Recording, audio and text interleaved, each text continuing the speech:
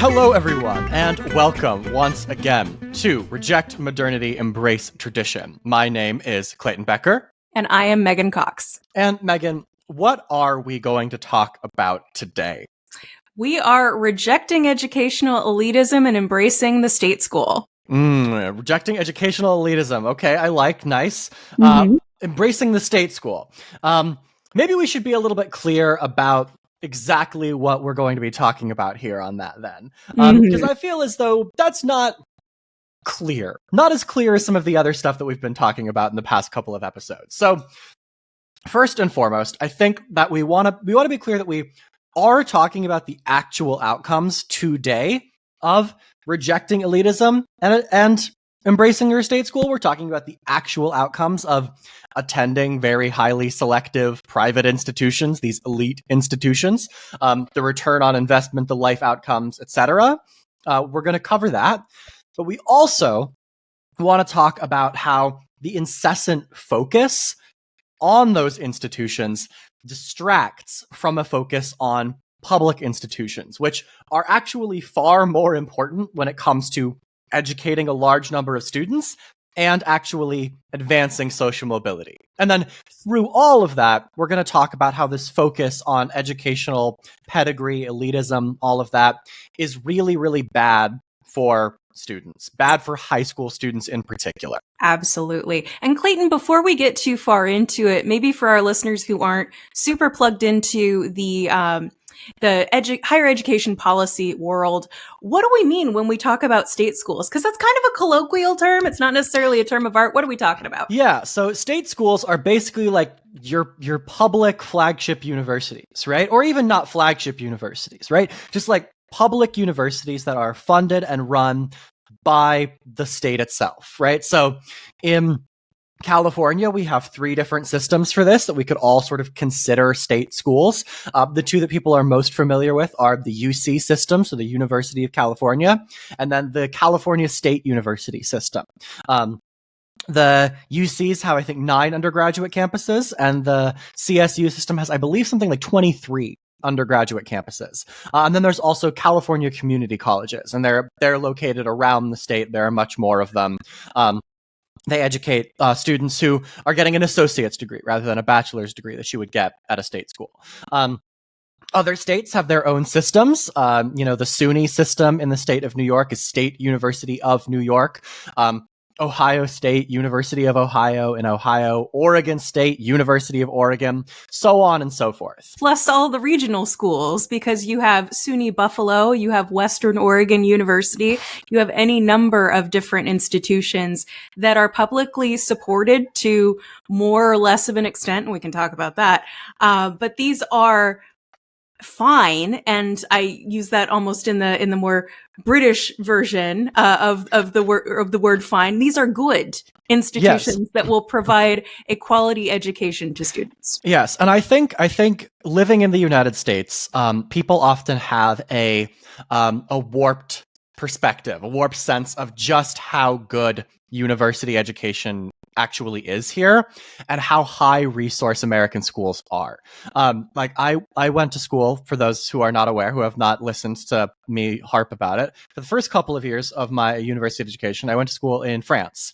And I was at one of the quote unquote fancy schmancy elite institutions over there.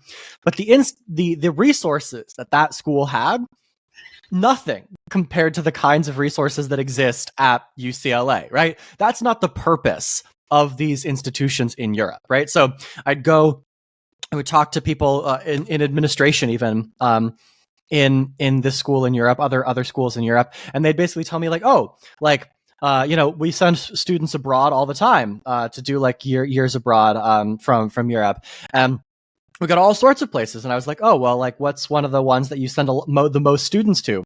And they said, oh, we send a lot of students to Florida State because it's a great school with so many resources for our students, right? There's nothing special about Florida State necessarily, but by international standards, it is an incredibly high resource, very well put together institution. even though by like American standards, we think this is not a particularly prestigious institution, right? It's so funny that you mentioned that because Willamette University, where I went to law school, had a partnership with a Japanese university. And I would see their buildings on, I was going to say little satellite campus of their university almost attached to our university and say, can you imagine being a student in Japan and saying, I want to go to Salem, Oregon for my time abroad? But it's a very all-American experience. So, Yeah, and I think just contrasting that, I have never really spent time in Japanese universities, but perhaps that is how they felt about Willamette, that this was a university with all kinds of resources and support for their students. Yeah, and so I think the main thing that we're trying to get across here is that public universities in the United States, even the ones that aren't like the upper echelon of public universities, are considered quite good, internationally speaking.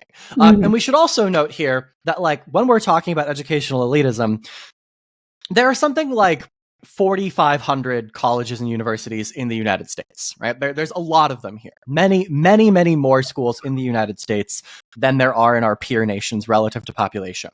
Lots of this is because we have a lot of like liberal arts colleges and stuff, and that model isn't quite so popular around the world.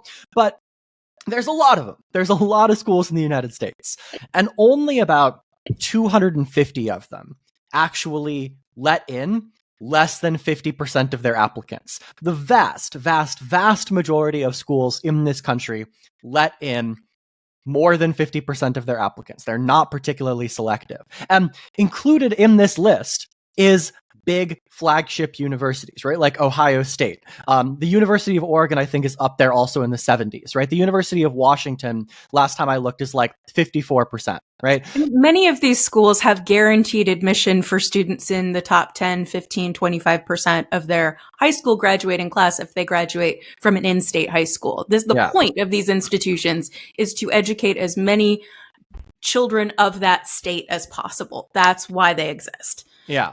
But the 250 schools that accept less than 50% of their applicants, those are the schools that like everyone is trying to get into, right? They're the academic elite. They're the Berkeleys, the UCLAs, the Harvard, Princeton, Yale, Stanford, USC, right? These are the kinds of schools that fit into that category.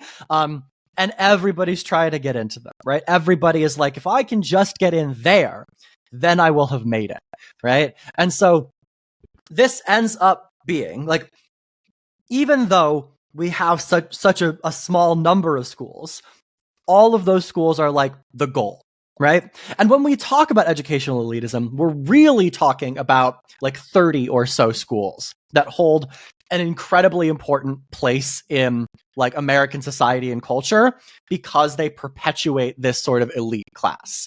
Places like Harvard and Stanford and Duke and so on and so forth, right? The Ivy League and its adjacent universities. Now, before we talk about outcomes and why you shouldn't be perhaps as concerned about getting into one of these schools as you might be, we want to be clear, like if you really, really, really want to attend a certain school, right? Like if you get into an extremely highly selective school, like we are not telling you full stop that you should not go there, right? Like the quality of education that you can get at a place like Harvard or Duke or Stanford or the University of Chicago or Rice, like the quality of education there really is very good. However, they are not the only places that offer exceptional education, right? They just aren't. They aren't the only places that you can go and still succeed. And this is where we want to talk a little bit about outcomes. If you are the kind of student who is gunning for the Harvards of the world, then you are also the kind of person who would be able to succeed at the University of Washington or UCLA or the University of Florida or Ohio State. Pick your favorite state school, SUNY Binghamton, right? Like, and we have a lot of evidence suggesting that this is the case. A 2011 paper, for example, from Stacey Dale and Alan Kruger, suggests that the impact of going to one of these highly selective colleges on lifetime earnings instead of going to a less selective one is statistically indistinguishable from zero once we control for student ability. So, in other words, if you are the kind of student who would have gotten into Harvard, you will do just as well if you end up going to somewhere like the University of Oregon. Yes. I want so desperately to make such a dated reference. For my fellow millennials, when Topanga decided not to go to Penn, it all did work out for her eventually. I know that this is a Boy Meets World reference, but I've never actually seen the show, so I'm just going to have to take your word for it, Megan. Yeah. No, she would have been fine. I'm pretty sure it was Penn that she got into and decided not to go to because she wanted to stay with Corey. We're going to get angry fan mail if you were wrong about that. This is what I recall, and that I was just so aghast, as many of us were. It's like, she's really going to stay with her high school boyfriend and not go to Penn? But this paper tells us that she would have had roughly the same outcome. Well, also, you probably shouldn't make your educational decisions based on staying with your high school boyfriend, but that is the truth. That's another episode. It worked out for you are the outlier, man. And then so there are a bunch of other studies on this as well. A 2024 paper on Australian students, so this is not just a US specific phenomenon, from Tam Ho and Wade finds basically the same thing among that cohort. A 2021 study, additionally, of 28,000 students looking at whether academic pedigree actually seems to predict better performance. Like, do students who go to Harvard actually perform better than students who go to, like, SUNY Buffalo? The answer appears to be basically no, right? Graduates from higher ranked universities only perform a tiny bit better on tasks that are supposed to assess their, like, readiness for the workforce than do students who go to much less selective universities. To provide, like, one illustrative example here that the paper talks about, Yale graduates, who comprise a reasonable sample of this survey, did only 1.9% better than students from Cleveland State, which many of you listening to this podcast might not even realize was a university before I just said it, right? Nope, news to me, but I'll trust you. However, in this same paper, a more prestigious academic pedigree was associated with higher levels of arrogance, excessive focus on tasks at the expense of relationships, interpersonal relationships in the workplace, and also the envy of coworkers, because people are going around and sort of, like, rubbing, oh, well, I went to this fancy school at everyone's face, right? And that actually seems to perhaps undermine the performance of potential graduates from higher ranked universities. So I think it's a good time for me to congratulate you on being so normal. Yeah, for those who are unaware, the second half of my university education was indeed at one of these hoity-toity universities. I went to Columbia. But let me tell you, a lot of the peers I had at Columbia, like, you have this idea that these students are, like, supposed to be God's gift to professors in academia. Nuh-uh, right? Like, there are a lot of peers I had at Columbia who I was like, I'm sure you're smart at something, but you're not smart at what this class is about. So it really isn't as if all of these students are truly exceptional. It's just not the case. But anyway, back to the central point here, right? Like, there actually isn't a lot of evidence that students who go to these schools actually do perform better after we control for, like, relevant characteristics about them as people, right? It just does not seem to be the case that going to Harvard means you are set for life, and if you end up going to Cleveland State, you are, like, doomed to a lifetime of, like, mediocrity, right? This just does not seem to be the case. My contention as somebody who did not go to one of these institutions, so I'm kind of on the outside, nose pressed to the glass here, it's always struck me that you see the real benefits of these institutions coming to students in the form of network opportunities or career services operations, helping bring different employers on campus to interview through their programs, rather than just sort of sending their students out into the world and saying, try your best. Yeah. Does the data kind of back that up? Is that what you saw? Yes. So there are huge network effects here. Absolutely. And then what you say about career services is definitely true. And we're going to talk about this, I think, in the back half of the podcast today, which is this like rejecting educational elitism from an employer perspective, right? Like when I was at Columbia, there were several career fairs a year, right? And at every single one of them, because it's Columbia, because it's in New York, because it's this fancy school, you get really like high paying, high powered employers coming in. You have all of the big Manhattan based banks, you've got consulting firms, you've got like software companies that have like New York offices, like Google was always there. Yeah, as far right. As like the eye can see. The whole shebang, right? To the point where it's actually like difficult at Columbia to find an employer at one of these career fairs who isn't that, right? Like if you're interested in going and doing like Teach for America or like nonprofit work or government work, those were like one out of every like 20, one out of every 10 employers. All the other ones were these like big companies that are like trying to pay exorbitant salaries, right? And the reason that these companies show up at these big fancy universities is because they have sort of bought hook, line, and sinker the idea that students at these universities are God's gift to everyone, right? And like they are going to perform better, even when the data does not necessarily bear that out, right? And so you have this sort of self-perpetuating cycle where you hire the best students from the best universities, they do well, and so you think, oh, I'm going to keep going there and hiring the best students from those universities. Even when, if you were to go and hire the best students from normal universities, quote unquote normal universities, they would probably end up doing just as well, right? They would perform just as well in the workplace as the students that you actually end up hiring performed. And I think that this helps to explain a little bit while these selective private schools dominate the rankings for like 10-year return on investment, so like 10 years after you graduate, how much money are you making? The lifelong returns are a little bit more mixed, right? People tend to catch up on the return on investment, even having gone to a less selective school, one with less of these like pedigree to job opportunities coming right out of school. This is something we see relatively clearly in the data, right? The gaps are still there in a lot of cases because these network effects remain pretty strong.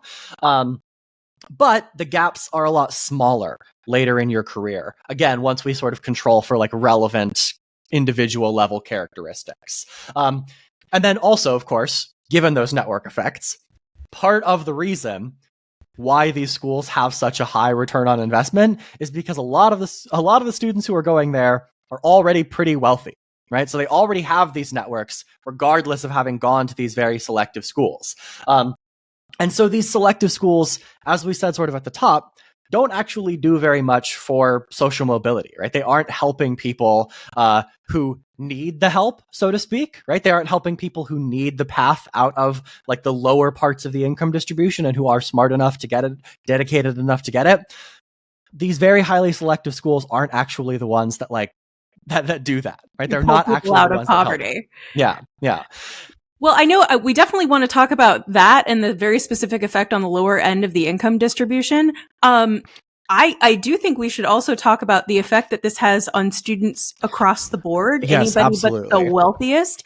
But I do want to ask you before we get into that, do you want to take a break now or should we talk about that first? We can talk about that first. We've got plenty of time. All right, great. So after you proposed this topic, I was very interested in specifically the impact on students of the idea that they must get into not even one of these 250 institutions, but one of these top 30 institutions. And we have talked a little bit about our childhoods in the helicopter parenting episode. But I know I at least felt a fair amount of pressure to get into at least a selective university when I was in high school.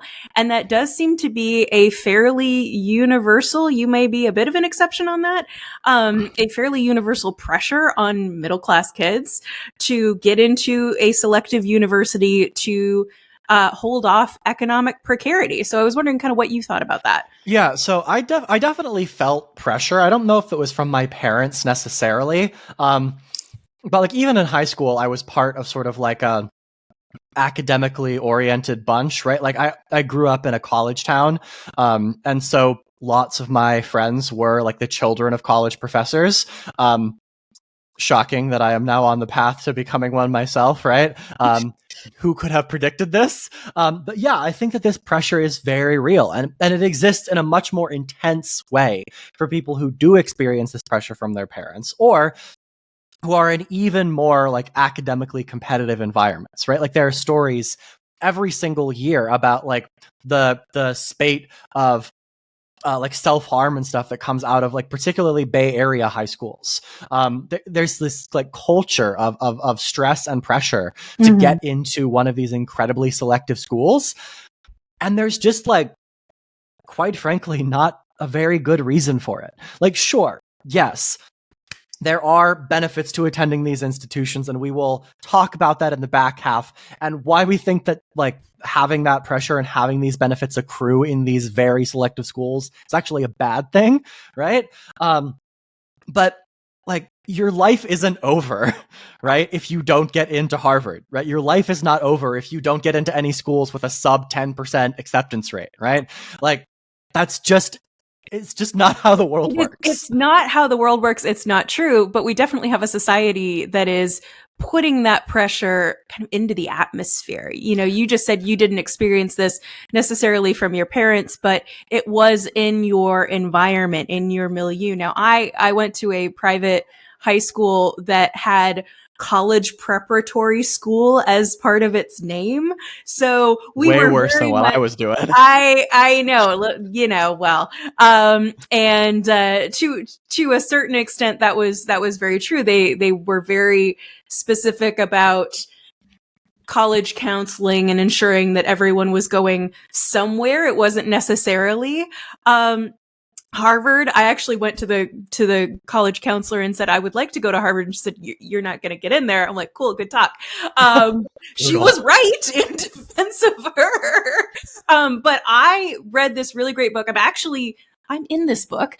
I participated in the qualitative research for this book. It is Can't Even by Anne Helen Peterson. She leveraged her popularity as a culture writer at BuzzFeed to basically, it was, I think, a Google survey of as many millennial Americans as she could. Yeah, I was about to say, this is an extremely millennial coded book. It is. It is. The subtitle is How Millennials Became the Burnout Generation. It is very specifically about millennials. It came out, I think, in 2018, 2019, something like that. And it's very specifically about, at least a few chapters are about that sort of pressure to get good grades in high school, get into a good university so that you can secure your financial future. And so I think she does a great job of just showing how widespread that pressure became among people my age to continue to achieve that. And as now we become parents of high schoolers, because millennials in their 40s are absolutely, like, mathematically the parents of high schoolers. Which is crazy. I'm not going to think about that for too long. We now have kind of the choice about how we are going to approach that with our kids and decide if we want to continue that pressure or we want to take a different path. And a lot of us have been talking about rejecting this trajectory. So hopefully a lot of my fellow millennials are listening to this podcast for great ideas about how to reject educational elitism. And I think to sort of bring it home here, right? Like this incessant focus on getting into the best institutions, the best, quote unquote, right? The most elite institutions. See, I'm even like contributing to the pressure because it's just it's entirely branding, but right? We're doing it right now. Yeah, right. The incessant focus, the pressure to get into these incredibly selective institutions causes people to view public education, public flagship universities, and regional universities as a second choice educational path. And that causes these universities to receive less support, less like focus in sort of the cultural memory, right? And it causes us to discount the value of that education, even though we know ourselves, many of us, right? Like having gone to these schools, right? That the education we received is just fine, but we think, oh, well, the education they're going to get at Harvard or Yale is going to be so much better, right? And so this is what we're going to talk about in the back half of the podcast, about how this focus on these elite institutions, the elite that these institutions are perpetuating, right? The elite class of people, culturally influential people, is a bad thing, and how we ought to move away from it.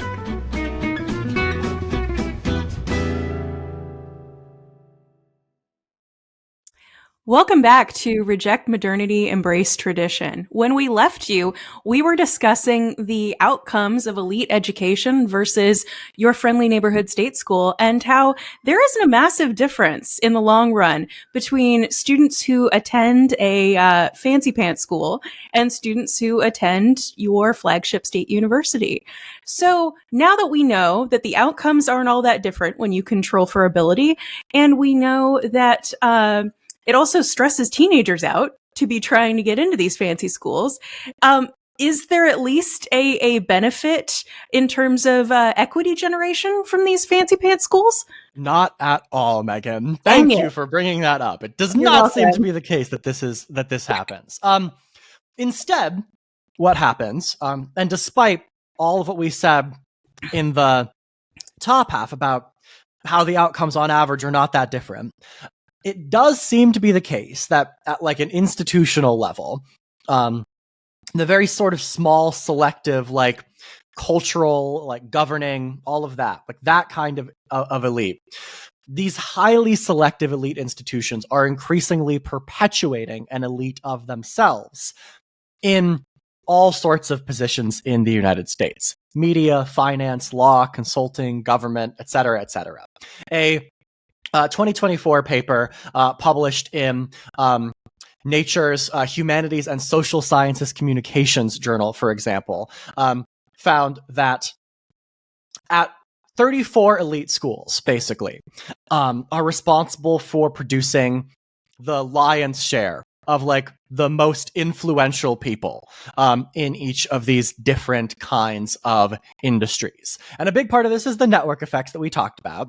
But a bigger part of this is that regardless of income, which is obviously important, right, as an outcome, elite colleges are reproducing an elite influential class because the parents who are sending their children to these schools are themselves elite and influential, right? And regardless of what you think about income and outcomes in general, this is bad. It is bad to reproduce this kind of influential class within the same group of a few 100,000, few million families, right? Yeah. Given how big the country is, that's a pretty small proportion of the country, right?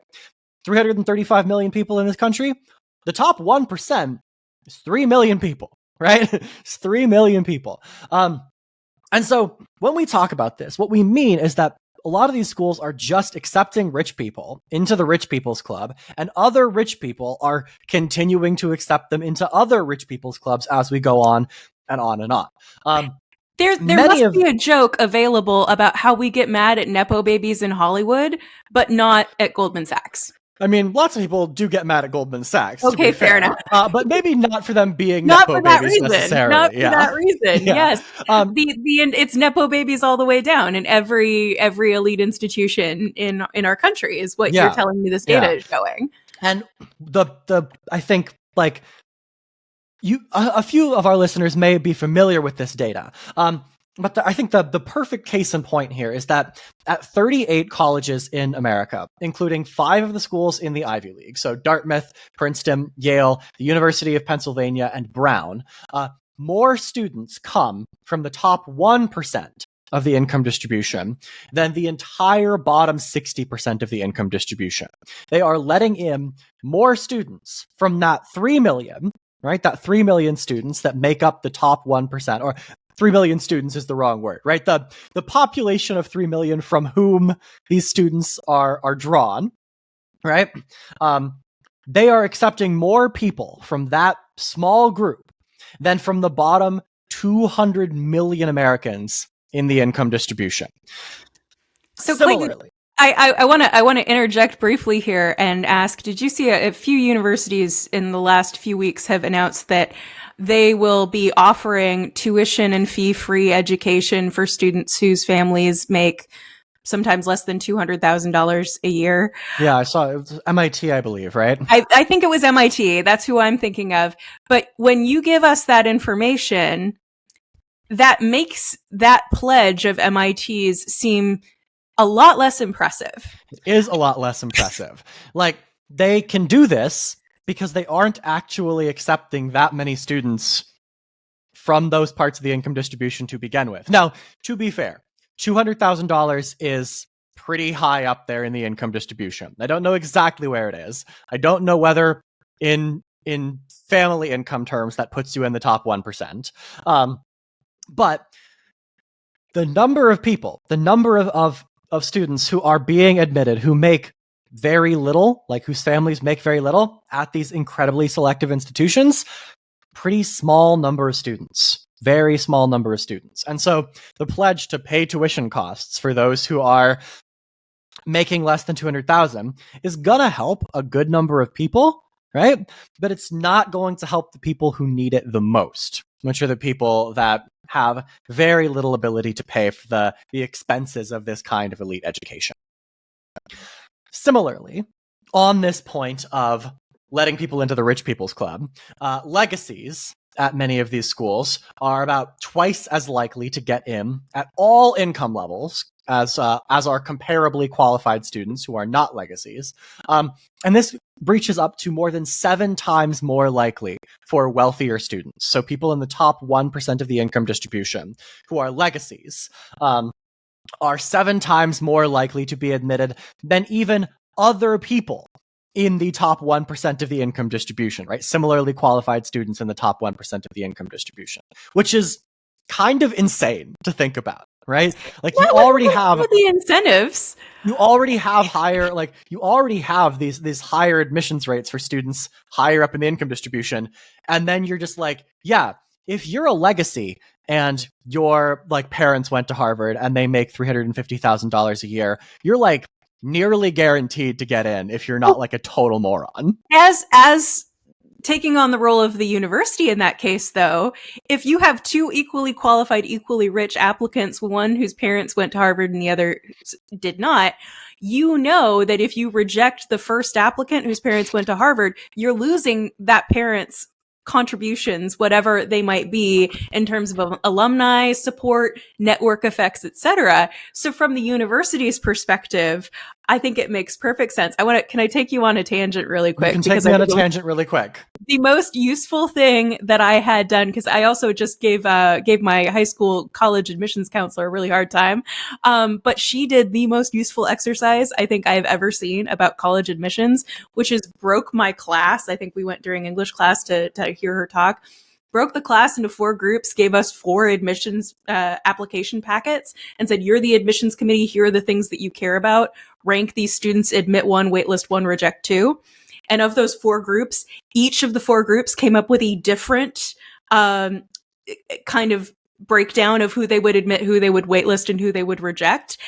Some groups cared more about the student whose parents were alumni. Some groups gave the student with worse grades, but was a woman who wanted to go into STEM, and the university wanted more women in their STEM programs. Some people gave her admission. It was fascinating to see that you could just as easily throw the applications down the stairs and pick a step and take all the students who land on that step, and it would have as much of a chance of being a true representation of the admissions process as anything with actual thought behind it. So I see your level of surprise on that statistic where you are 7 times more likely to get into a university if you're equally wealthy. But I also completely see the university's perspective that they are not necessarily driven to just look at everything dispassionately. They're also driven to continue to make money. Yeah. And this is what we're going to talk about later. Bad. Right? Like, this is bad that universities Yes. are more focused in many cases on protecting their endowments than they are on actually educating students. And we'll get into a few ways we might be able to address that a little later. But just to continue on with just how much of an elite reproduction thing is going on here. The Harvard Crimson has which is the Harvard student newspaper, has an incredibly interesting piece, just out in the last couple of months, how over the last 15 years, just 21 feeder schools, so very highly, pressure intensive high school programs around the country.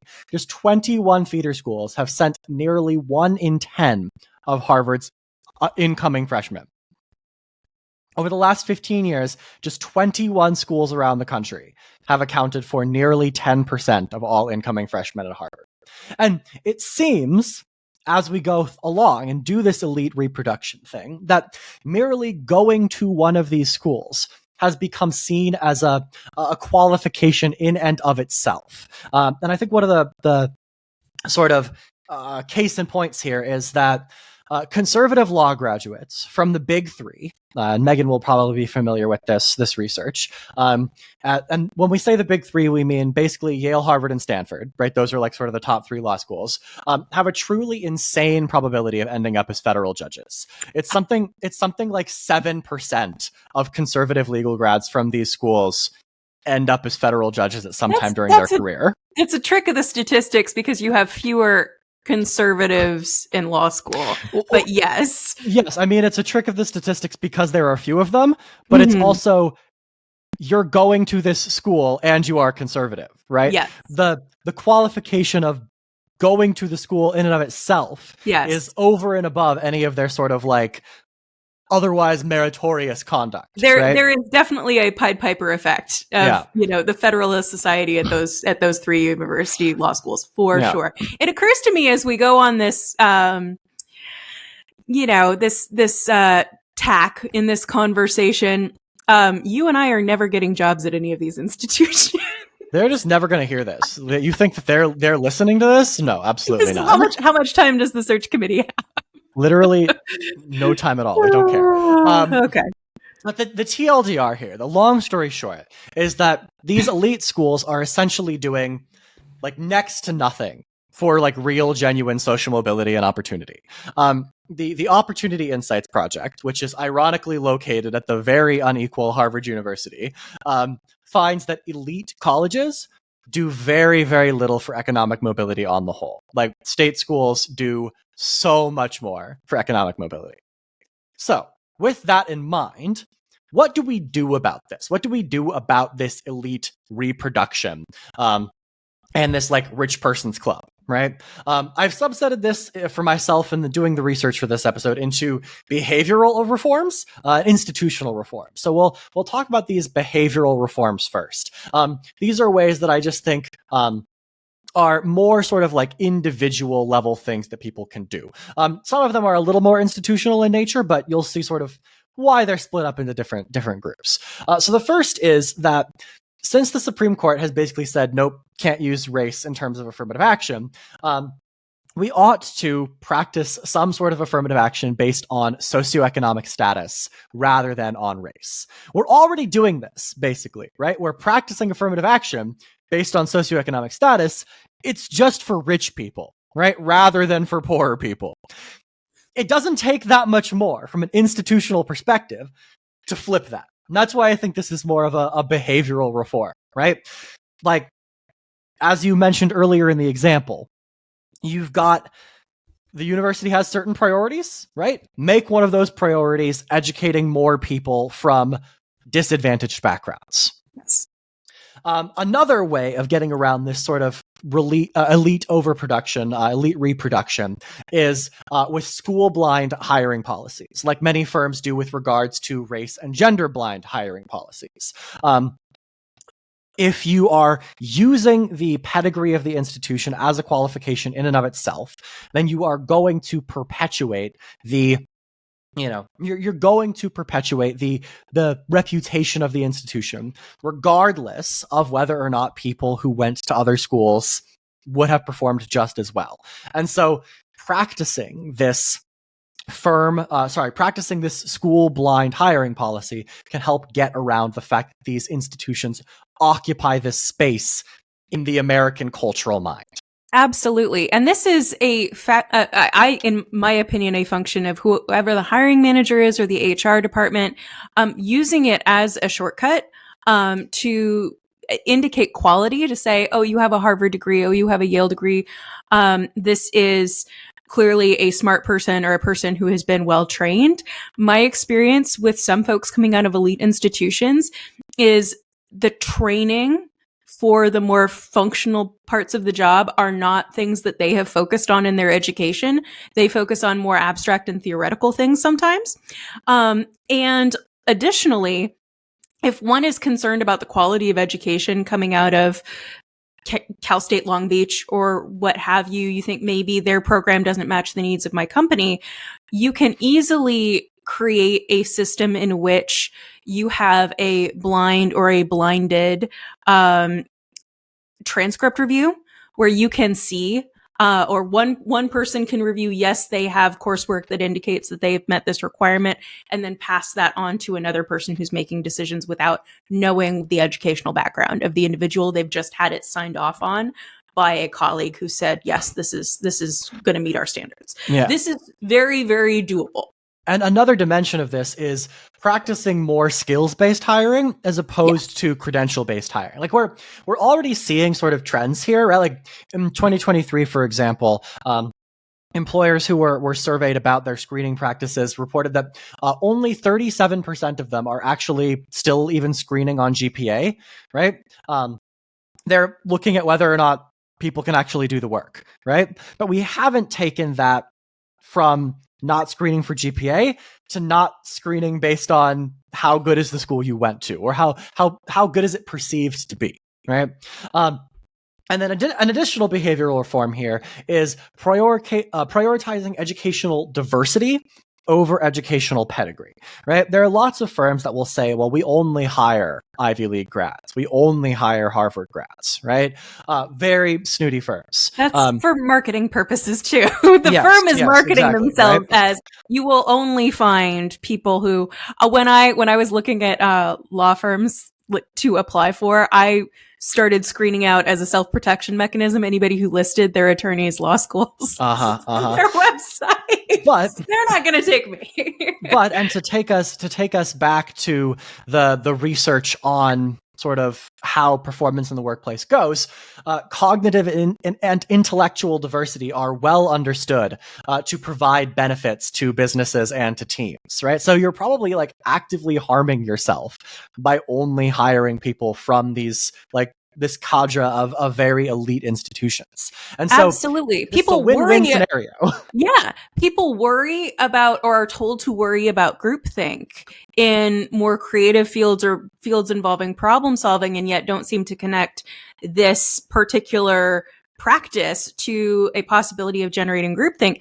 Additionally, to the extent that there are functions that must be standardized, you can train that. At my work with the state police, we used ICS, which is the incident command structure that every federal and state agency just about uses in emergency situations.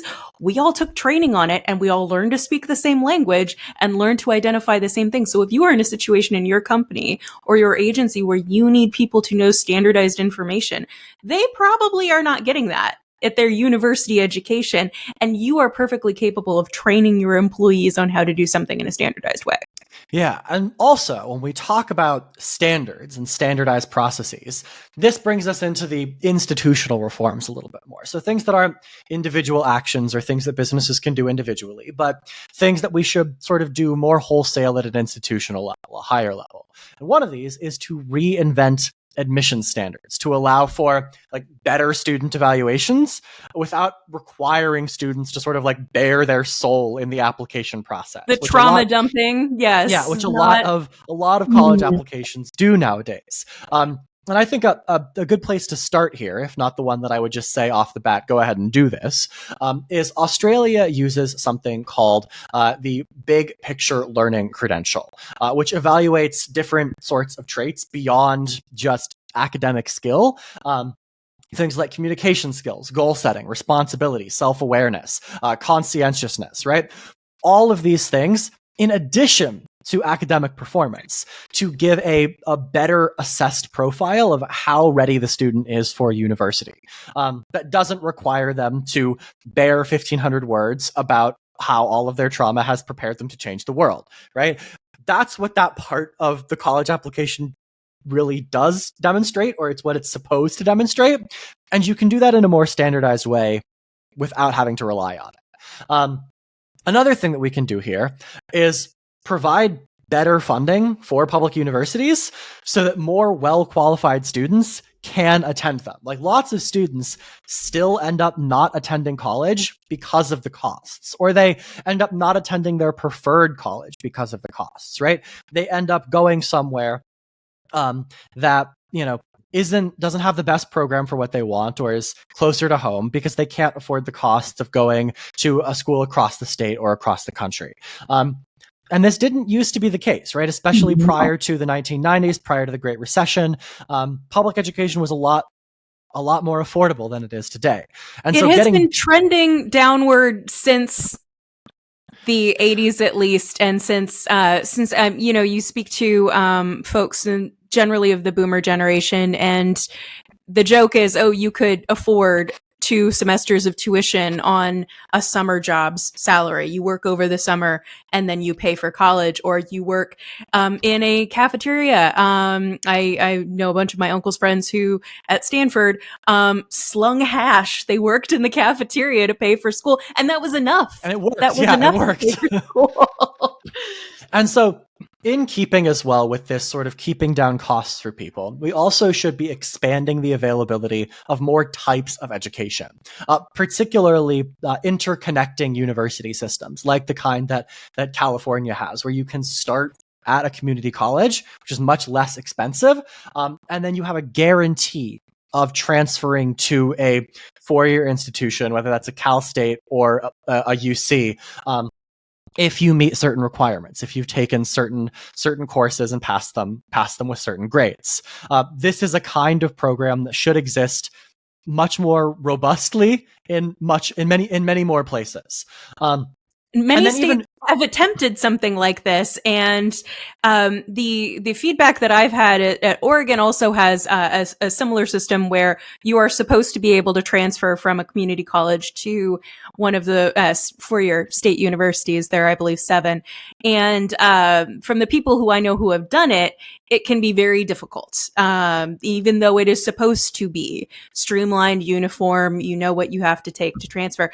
But it's a very affordable choice for a number of students. This enables people to live at home and get usually your prereqs or your distribution requirements out of the way before transferring to your 4-year university and doing your upper division classes. Yeah. And this is something that I think might be a little bit more controversial, in the interest of rejecting this sort of perpetuated elite.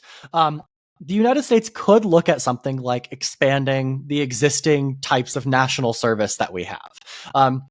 Right now, the United States has sort of the Peace Corps, and then not much else, right? Teach for America, which isn't really national service, because it's not really. It's not really run through like a sort of state agency.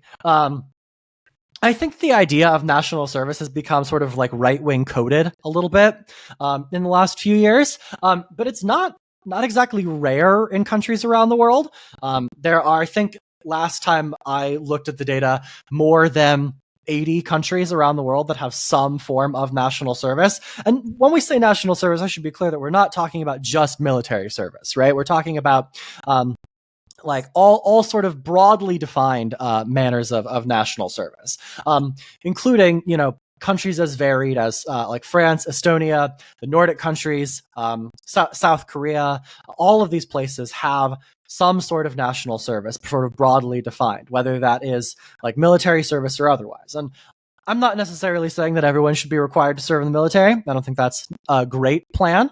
But research pretty regularly shows that in countries that have some form of national service, the socioeconomically diverse friendships that come out of that kind of service are really, really good for social cohesion and social mobility for those towards the bottom of the income distribution. Those who participate in this national service tend to have higher social mobility than those who don't.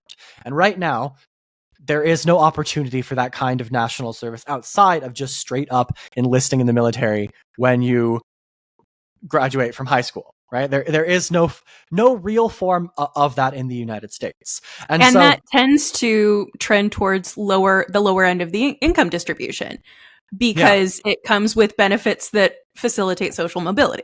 Yeah. And so when we're talking about trying to avoid perpetuating this elite, this kind of national service helps us do that because you actually get people from the upper end of the income distribution knowing, being friends with, and interacting with people from the bottom of the income distribution, which has become a lot rarer in the last few decades, right? To the point where like you can go your entire life basically palling around and only really knowing people in your same sort of like income strata, right? Your same decile of income.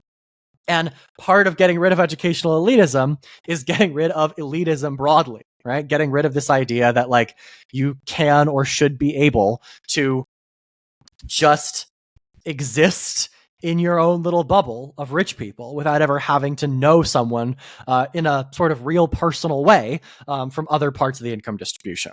So that was maybe a little bit controversial, but now we're going to go to perhaps even a more controversial proposal. The picante salsa of this episode is... and so you guys don't come here. So all of the above ideas are sort of good ideas. They've shown empirical promise. They've been used around the world. They've been used here in the United States, right? And they've shown promising results. But you don't come to this podcast for me to play it safe and me to hit you with lukewarm takes. That's not what we're here for. So instead, I'm going to make slanging extremely hot takes. And so I'm going to make what I think is a relatively provocative argument here, which is that in order to stop this perpetuation of an elite class, wherein there are just sort of a few schools that are responsible for the filtering who gets to be part of the in crowd, right? We should nationalize the Ivy League and their elite peer institutions, schools like MIT, U Chicago, Duke, Stanford, right? We should nationalize these schools, expand them into national level flagship public universities, and admit students to those schools like we do at schools that actually are engines of upward economic mobility. And my take here is that we should model these newly public institutions on existing successful examples, both from the United States as well as abroad, as most of the world's best universities are in fact public universities. Like if you look at schools around the world that are like most highly ranked, private education in other countries is not as valorized as it is here in the United States. Places like Oxford and Cambridge, those are public universities. They're older than their public status, but they are public universities today and rely on a lot of public funding. And here in the United States, when we talk about these schools that are actually engines of upward economic mobility, of the top 10 ranked schools in the New York Times' College Access Index, which sort of takes into account a bunch of different factors about how much access do poorer students have to quality education and what are their outcomes. The top 7 of these 10 are all public universities, and 6 of those are campuses of the University of motherfucking California. And here's where I'm going to rant at you guys a little bit about how good California is at university education. Because California is bad at a lot of things, right? Like we don't build enough housing. Politics in the state is like hopelessly fucked in a lot of ways. But we are so good at public university education. We are so good at it. And you guys can't see this because Megan, this is not a visual medium, but Megan is like in tears over here. Like, you gotta get it back away from the mic. No. You need a headphone warning at the top of this episode. I will record a headphone warning and put it at the top of the episode. Actually, I might not do that. I don't know. If you're listening to this podcast, you will know whether I did that. I can I completely agree. I completely agree with the entire rant. If I am concerned for our listeners' eardrums at the same time, no, you're completely right. There are any number of things that California does not do well, but the breadth of the university system in this state is something that we are doing correctly. All right, I'm calmed down now. You've I've calmed down now. I've calmed All down from right, my you're not provocative just gonna take. like run through the wall like the bear on the flag, I could do that. It'd be really fun. like a cross between the Kool-Aid Man and the bear. But to make it a little bit more explicit here, I'll calm my voice down. Okay. To make it a little bit more to the explicit dulcet here, tones. I think California's experience here is highly instructive. Basically, California's university system faced a choice in the mid 20th century, right? Like the population of the state just absolutely exploded, right? To the point where there are nearly 40 million people living in California today. So they faced a choice as the population of the state exploded. Either accept a far smaller proportion of California's students and educate fewer students, or expand. They chose to expand. Their system has more than doubled in size between 1950 and the present day, both in terms of student populations at given universities, as well as in terms of the number of campuses, right? And throughout this expansion, these campuses have maintained the same academic excellence and worldwide reputation. There's nothing about being a public institution that means you cannot deliver an exceptional education, as seen by basically every campus in the University of California system and basically every single one of the best universities located outside of the United States, in like basically everywhere, from Europe to South America to Asia, East Asia and South Asia, right? Like almost all of the best universities in the world are public institutions. There's nothing that says that the 8 Ivy League schools, Stanford, UChicago, Duke, and MIT, cannot be exceptional institutions if they are run as public institutions.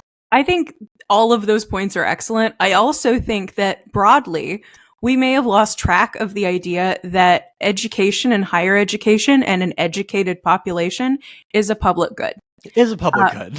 We as individuals require our society to have a certain number of doctors, a certain number of engineers, a certain number of teachers who are qualified to teach the subjects they've been assigned to. We need a society full of people who are able to do the jobs that we need them to do.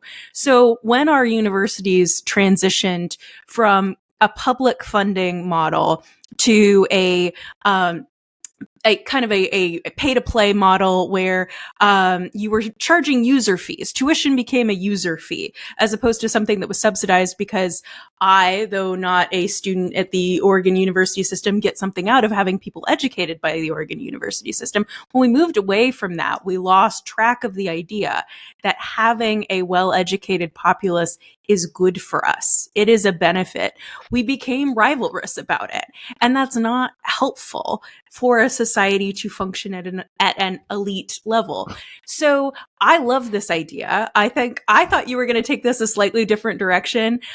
So I would also plug the idea of running these nationalized elite universities like service academies, where you get your education for free and then you have to commit to 10 years of government service or some other sort of public service. But I think this is a fantastic idea. I think it can be used to enhance equity if we are taking some of the same measures that excellent state education systems do, such as the top 5% of every high school graduating class in the country can get into any one of these 7, and then it's a lottery for which one, you know, that sort of thing. I think there are so many ways that this could be used to enhance equity and reduce the rivalrous nature of elite higher education. And I think, like, just to put it into, like, numerical terms, maybe, like, there's no good reason why Harvard can only have 7,000 undergraduates. There's no reason why... They're going to have to move it outside of Cambridge, Massachusetts. They just build taller buildings. Just build taller buildings. You just build the taller buildings. There's no reason why a place like Columbia can only have a certain number of undergraduates, right? Like, yes, it's in New York City, but the university is sort of rapidly expanding in like a graduate capacity, and in a way that's like not entirely beneficial to the like surrounding area, right? But there's no good reason why these institutions have to be limited to the number of students they have, while institutions like UCLA, Berkeley, the University of North Carolina, right, like have 5 or 6 times the number of students, right? Like there's no reason why Harvard is limited to 7,000, while UCLA, which is in a pretty dense part of Los Angeles, right, in Westwood, has 33,000, right? Like there's not a particularly good reason why Harvard should be limited to this number of students. We should take these universities, should nationalize them, and we should expand enrollment in them so that more people can have access to these institutions, and so that these institutions are not solely there, as they seem to be in a lot of ways right now, solely for the purpose of perpetuating an elite based on that selectivity mechanism of we're only going to let in a few thousand people a year, and those people are going to go on to be the most influential figures in American society, right? Like that is something that we should stop. Will this happen? No. I give it about a snowball's chance in hell. But it is the kind of genuinely bold educational reform that I think we should pursue, given where the United States seems to be headed. And to the point of where the United States seems to be headed, about a decade ago, The Economist magazine, which is a relatively conservative publication, right? Like not exactly a liberal bastion, right? Wrote a full issue, basically. It was the cover story of the issue, about how the United States is at risk of developing a permanent aristocracy as elite colleges perpetuate these same networks generation after generation, right? The Economist is not a progressive bastion. It's not a progressive institution. And so their worry about the United States developing this permanent aristocracy should, I think, turn on some light bulbs for us, right? It should be a bit of a canary in the coal mine moment. So will we nationalize the Ivy League and their peer institutions? No, we will not. We will probably not do this, right? Unless you want to elect me president of the United States or whatever.